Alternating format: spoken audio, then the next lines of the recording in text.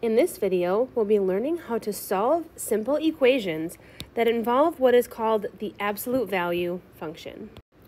So before we can dive in and solve equations that involve the absolute value function, we need to talk about what the absolute value function is. And the absolute value of a number, by definition, is its distance from 0 on a number line. And what we have to remember is the most important detail about absolute value is that since it represents a distance, okay, so it is a distance that is traveled, it will always be a positive value. So it will always be positive. And if you think about this, this makes sense. If you're talking about distance, if you were traveling, to your grandma's house, you wouldn't say that you traveled negative 46 miles because you traveled south, which is a downward direction. You would just say you traveled 46 miles. Same thing if you went running. If you ran to the west, you wouldn't say, well, that's the negative direction, so I ran negative 2 miles. You would just say I ran 2 miles. So remember, absolute value will always produce a positive value. It always represents a positive distance. Now, for those of you unfamiliar with the absolute value function, it uses these two vertical bars. So anything going inside of these two vertical bars is going inside of an absolute value function. So let's practice finding the absolute value of a couple of values. So I'm going to draw a number line up here for these first couple. So I have 0, 1, 2, 3, 4, 5, 6. We'll do that. And then I have -2, -4, and -6. We'll just make a small number line like that. So this first question here is saying, what is the absolute value of 5? So what we need to do is we need to go to 5 on our number line, which is right here. Oops, not there, right here. And we need to count how many units away 5 is from 0. So if we start at 0, we're going to move 1, 2, 3, 4, 5 units away. So 5's distance from 0 is 5 units. So if we put a positive number in here and say how far is that number from 0, it's just going to be that number. Where this starts to get a little bit different is when we use negative numbers. So let's say we're going to find the absolute value here of -3. We need to find -3's distance from 0. So we're going to go 1, 2, 3 units. Remember, this is a positive distance. So when we put -3 into the absolute value function, it's going to spit out a positive number, and it's going to say that 3 is 3 units from 0. So what you need to remember is that regardless of the number that goes in, a positive, you can see a +5, +3, is going to come out. So if we find the absolute value of -28, well, that's positive 28 units from 0. It's a distance. Here we have 4.5. Its distance from 0 is a positive 4.5 units. So regardless of the number that goes in, a positive version of that number always pops out as its distance from 0. Now, where this starts to get a little bit tricky is when we start to put x inside of an absolute value, and we say, what are the possible values for x? So this statement here is essentially asking what numbers, because x is inside of the absolute value, what numbers are 3 units from 0? We're trying to find all of the possible numbers that are 3 units from 0. So if we go to our number line, I think most students are able to find, if we go in the positive direction, 1, 2, 3, that the number 3 is 1, 2, 3 units from 0. Most students are able to say, well, one possible value for x is 3. Where this gets tricky is you have to remember that there are 2 directions you can go in a number line, the positive and the negative direction. So if we go in the negative direction, we go 1, 2, 3 units in the negative direction, we find that x equals -3 is also a possibility. So there are actually 2 possible values here for x. X, if we put a +3 in here, would result in a distance of 3. But if we put a -3 in here, that would also result in a distance of 3. So when we're solving this equation, we have to account for both directions. X could be a +3 or x could be a negative 3, and we have to include both answers as a part of our answer. So let's apply this with a couple of additional examples. So this first problem here says the absolute value of x equals 7. So we have to find all of the values for x that make this true. Well, if I think about my number line, if I move in the positive direction on my number line, so this way, 1, 2, 3, 4, 5, 6, 7, one possible value for x is 7. But if I move in the negative direction, 1, 2, 3, 4, 5, 6, 7, another possible value for x is negative 7. So there are two ways that you can write your answer. You can write x equals 7 or x equals negative 7 to account for the fact that x could equal either, or you can just put a comma in between. Either one of these two ways is fine, whichever you prefer. Now, if we look at the next example, this one contains a decimal, but the same type of thinking applies. We need numbers that are 3.5 units from 0. So we can go 1, 2, 3.5. So we get to 3.5. So x equals 3.5 is an option.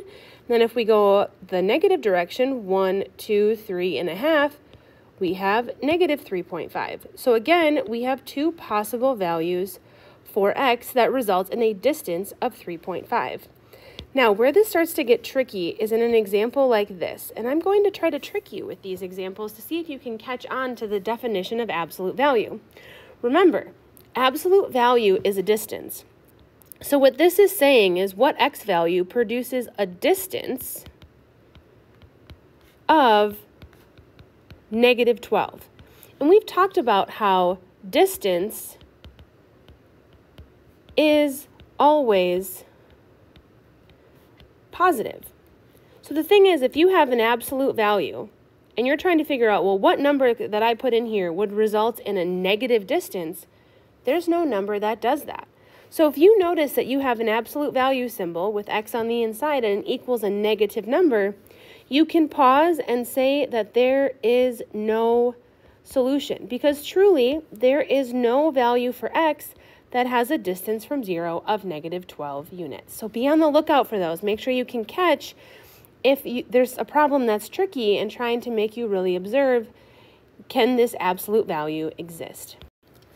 So now we're going to start looking at equations that are a little bit more complex.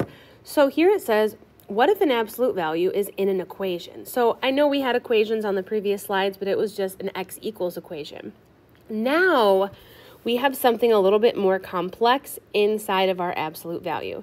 And I know it's really tempting to just add 3 to each side, but the problem is that these absolute value bars, they're like prison bars. Nothing can break in and nothing can break out.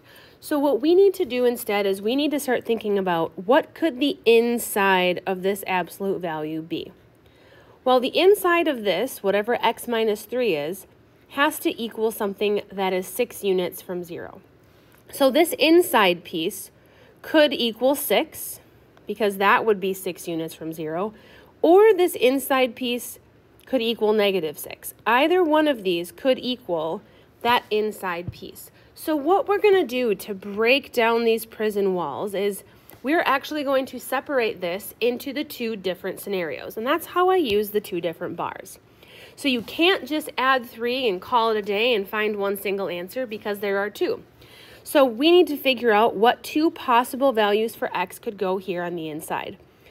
I can break down this first prison bar by saying, okay, I have x minus 3, and one situation that will result in x minus 3 having a distance from 0 being equal to 6 is that x minus 3 itself equals 6. And if I solve that little mini equation, yes, I'm able to just add 3 to each side, and I find that x is equal to 9 is one of my possibilities for my answers for x. And if I realistically test this out and think about it, let's say I have, my equation of x minus 3 and the absolute value equals 6. Well, if I actually put 9 in there, what I discover is I end up with the absolute value of 6, which is 6, which makes this equation true. So x equals 9 works. However, there's a second answer, because absolute value, remember, finds distance from 0. So while we've accounted for the 6 here, we also have to account for the negative 6. So what I'm going to do is I'm going to draw a line off of my second prison bar.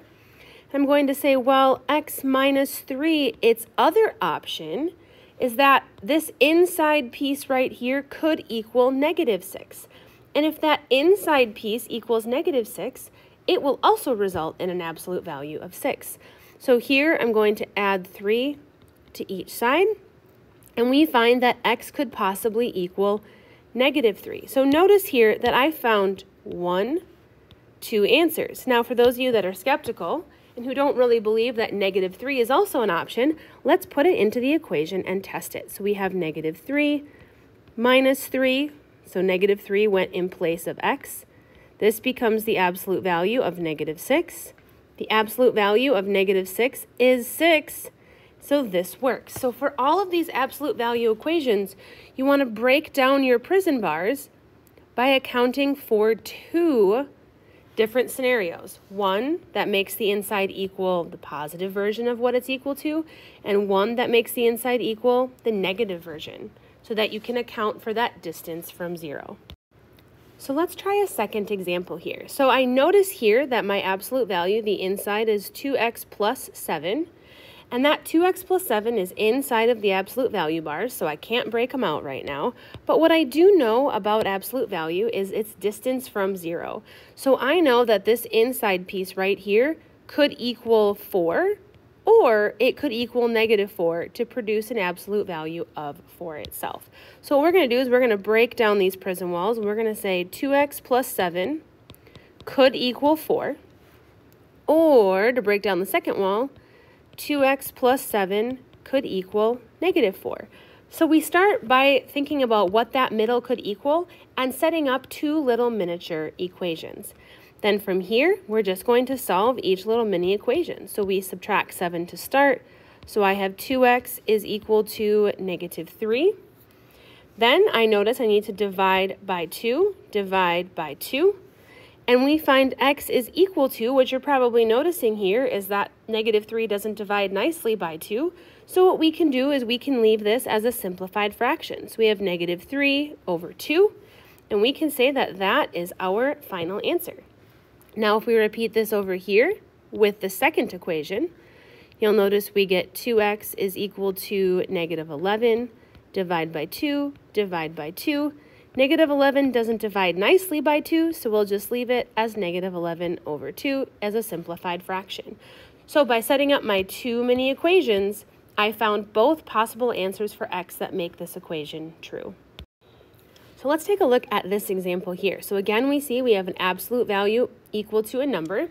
So we need to think about what possible values could this inside equal in order to have a distance from 0 of 9 units. Well, this could equal a positive 9, or it could equal a negative 9 if we wanted to have a distance from 0 of 9 units.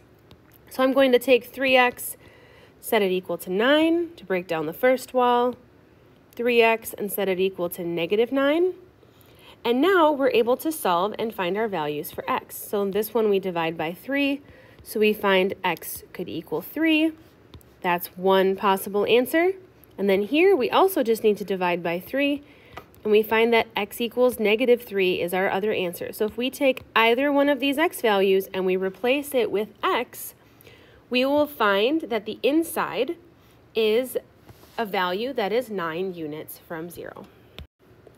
Now we have one final example here, and when I take a look at this, I see I have my inside piece of 4x minus 5. So I know that I'm trying to get my 4x minus 5 to have a distance from 0 of negative 4. And when I look at this, I get a little confused because distance from 0, which is what the absolute value function represents, distance from 0 cannot equal a negative. It's not a negative value. Those are only positive values. So if you notice that you have an absolute value all by itself that equals a negative number, you can stop because there's nothing that will make that inside piece equal a number that has a distance from 0 that is negative. All distances from 0 are positive. So what you can do here is you can pause right away because you can see absolute value equals a negative. That's not something that can happen, and as a result, there is no solution. There's no value for x that will result in a distance from 0 of -4.